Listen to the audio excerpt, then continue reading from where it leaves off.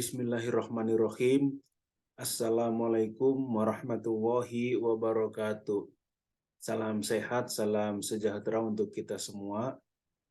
Di video kali ini saya akan mencoba menjelaskan tentang perbedaan topik dengan IPS topik. Mungkin ada juga yang sudah tahu, tetapi banyak juga yang masih bingung apa saja sih bedanya ujian topik dengan ujian EPS topik. Nah, mohon simak video ini sampai dengan selesai. Nah, untuk topik sendiri, topik adalah sebuah singkatan dalam bahasa Inggris yaitu Test of Proficiency in Korean. Sedangkan EPS topik merupakan singkatan dari Employment Permit System Test of Proficiency in Korean. Jadi meskipun belakangnya sama-sama topik, tetapi di sini ada perbedaan ya teman-teman. Nah, kemudian yang kedua yaitu tujuan. Ini juga tujuannya berbeda antara topik dan IPS topik. Nah, topik sendiri tujuannya biasanya digunakan untuk mendaftar beasiswa di Korea Selatan. Jadi bagi mahasiswa asing, bukan cuma dari Indonesia, apabila ingin melanjutkan studi atau beasiswa melalui jalur scholarship, ini biasanya ada syarat sertifikat topik. Nah, kemudian untuk menjadi translator atau penerjemah. Nah, untuk menjadi penerjemah juga biasanya harus dibuktikan dengan memiliki sertifikat topik. Kemudian yang ketiga untuk melamar pekerjaan. Nah, pekerjaan di sini yaitu pekerjaan yang non pemerintah, dalam artian pekerjaan yang bisa dilamar dengan mandiri. Nah, misalkan kita ingin melamar pekerjaan di perusahaan Korea yang ada di Indonesia. Di Indonesia kan banyak yang ada perusahaan Korea di beberapa kota. Nah, itu kita bisa pakai sertifikat topik. Itu juga menjadi pertimbangan bagi perusahaan tersebut untuk bisa menerima kita untuk bisa bergabung dalam perusahaannya tersebut.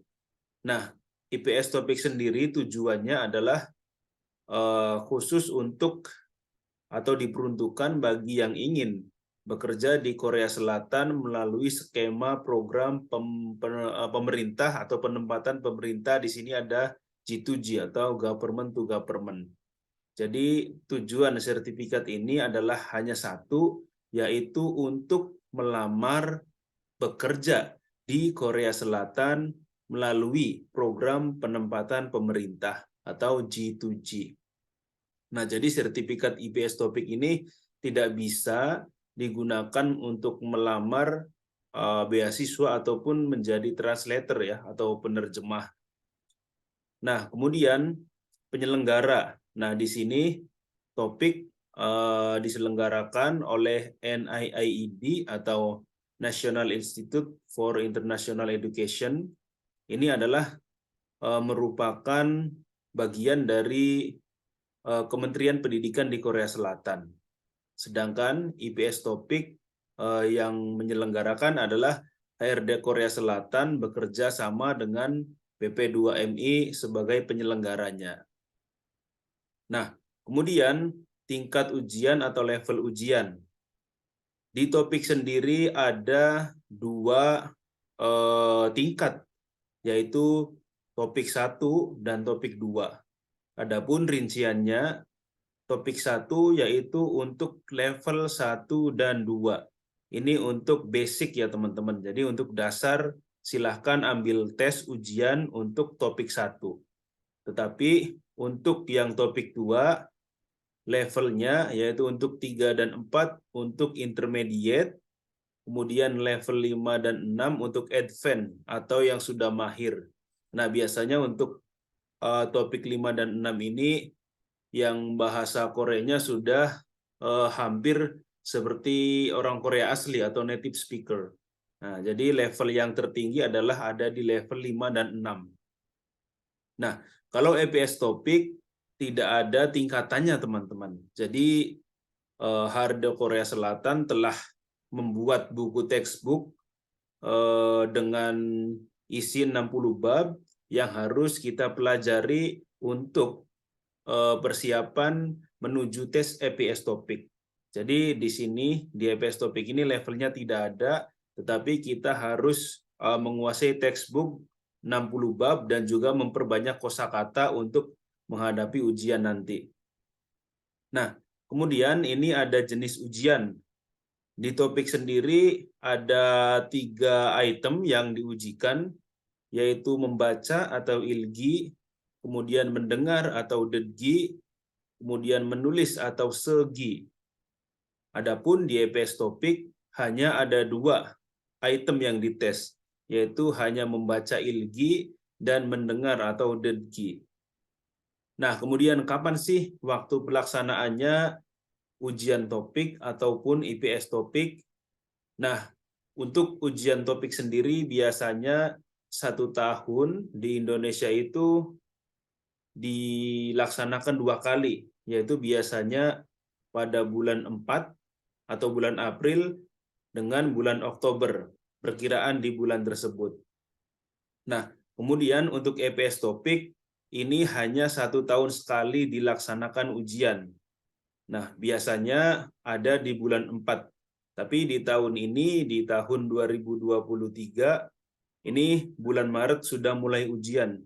Karena memang ujiannya terbagi menjadi 3 gelombang, ada di bulan Maret, April, ataupun bulan Juni. Sampai dengan bulan Juni maksudnya. Nah, kemudian tempat ujian atau tempat pendaftaran. Nah, tempat pendaftaran dan tempat ujian di ujian topik ini ada di 4 tempat, yakninya ada di Jakarta, Bandung, Bali, dan juga Yogyakarta. Nah, kalau di Jakarta sendiri ada di JIKS atau JIKS, Jakarta International Korean School. Di Bandung ini biasanya di UPI, di Yogyakarta ada di Universitas Gadjah Mada atau UGM. Nah, sedangkan IPS topik biasanya di 2 tempat, yaitu di Jakarta di kantor BP2MI yang ada di Ciracas dan juga ada di Semarang di UNES. Nah, kemudian berapa sih biaya pendaftaran untuk mengikuti tes tersebut? Nah, untuk topik 1 yaitu pendaftarannya sekitar 300.000. Kemudian topik 2 450.000. Nah, ini topik 2 agak lebih mahal ya teman-teman daripada topik 1 karena level atau tingkat kesulitannya berbeda. Nah, adapun IPS topik di tahun ini, tahun 2023, yaitu pendaftarannya Rp440.000. Nah, jadi bagi teman-teman silahkan sebelum mengikuti tes, cari tahu dulu apa tujuannya dan apa perbedaannya. Kalau memang mau melanjutkan studi di Korea atau kuliah di Korea, silahkan ambil tes topik. Tetapi kalau mau bekerja di Korea Selatan dengan penempatan melalui skema pemerintah atau government to government atau G2G, silahkan ambil ujian IPS topik. Karena memang materi yang dipelajari dan materi yang diujikan juga berbeda. Kalau EPS topik, materinya yaitu banyak mengenai tentang dunia pekerjaan, tentang alat kerja, tentang keselamatan kerja, tentang budaya kerja di Korea Selatan, dan lain-lain. Adapun topik sendiri itu materinya tentang isu global. Jadi ada juga tentang budaya, ada juga tentang ekonomi, ada juga tentang penyakit, ada juga tentang politik, dan lain-lain. Oleh karenanya, teman-teman mohon persiapkan mau ikut tes topik atau EPS topik, kemudian silahkan pelajari materinya dengan baik agar bisa memperoleh nanti hasil ujian tes dengan maksimal. Nah, Mungkin itu saja video ini saya buat. Mudah-mudahan bermanfaat. Terima kasih. Assalamualaikum warahmatullahi wabarakatuh.